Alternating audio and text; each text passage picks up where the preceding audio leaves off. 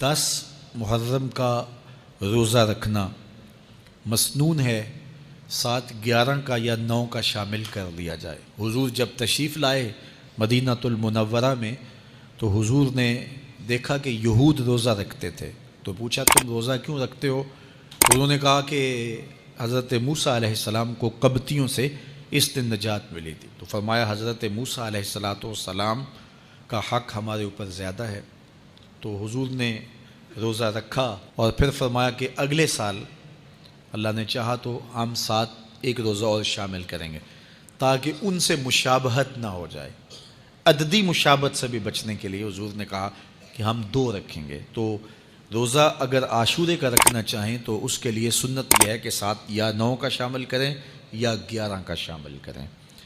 تو جو افضل ترین روزے ہیں ان میں سے عاشورے کے روزوں کا بھی شمار ہوتا ہے۔ تو اگر ممکن ہو تو جن کو اللہ نے صحت عطا کی ہے، تو آج کل اتنی شدت کی گرمی بھی باقی نہیں رہی، تو وہ یہ روزے رکھیں، ذکر و فکر کے اندر ان ایام کو گزاریں، اپنے والدین کی قبروں پر، اعزاء و اقرباء کی قبروں پر ہر جمعے کو جانا چاہیے۔ اس کے علاوہ بھی جب موقع ملے، یہ رواج جو پیدا ہو گیا ہے کہ 9 محرم کو یا 10 محرم کو مٹی ڈالنے کے لیے وہاں قبرستان میں جایا جاتا ہے، یہ 8 10 15 سال سے شروع ہوا ہے، جبکہ اس کی کوئی اصل نہیں ہے۔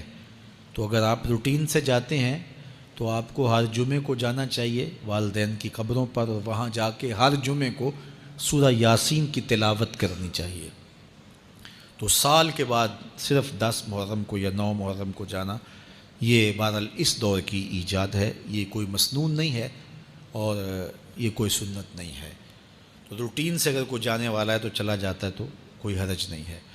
تو باقی یہ بڑے اشرف ایام ہیں، بابرکت ایام ہیں، اور ان کو بہت ساری نسبتیں حاصل ہیں۔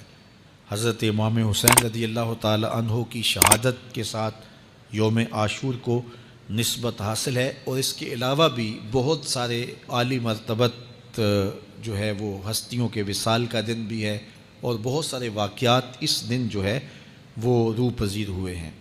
تو یہ اس لحاظ سے بہت ہی بابرکت اور جو ہے وہ مبارک یوم ہے۔